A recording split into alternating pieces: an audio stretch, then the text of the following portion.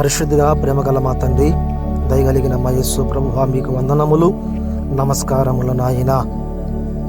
దేవుడు ఫాదరం దేవదాసాయి గారికి బయలుపరిచిన Bible machine పక్షముగా ప్రభువా ఈ పరిచయను జరిగించు ఉండగా మీరు దీవించండి, బలపరచండి, ఆశీర్వదించండి. ప్రాముఖ్యముగా ప్రభువా, సర్వలోకములో ఉన్న వారందరినీ దీవించండి, బలపరచండి.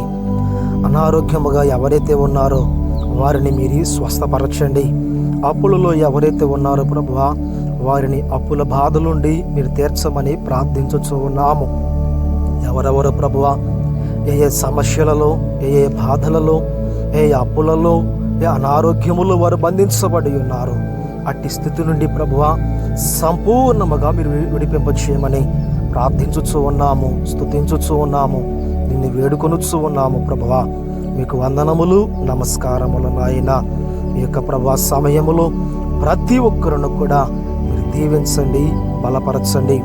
రక్షణ పాత్రను చేత పట్టుకొని ముందుకు వెళ్ళే వరస అనుగ్రహింపు చేయండి.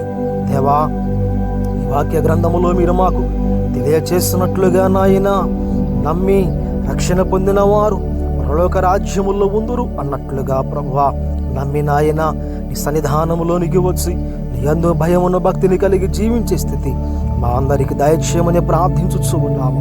ఎవరైతే ఏకీభవించుచూ ఉన్నారో వాటి వారందరినీ దీవించి బలపరిచి మీరు అక్కడ మహిమ మేఘమును జ్ఞాపకము చేసుకున్నామని మా మధ్యలోనికి పిండ్లి కుమారుడిగా దిగి వచ్చుచూ ఉన్నా యేసుక్రీస్తు వారి దివ్యనామమున అడిగి వేడుకుని ప్రార్థన చేయుచున్నాము పరమ తండ్రి.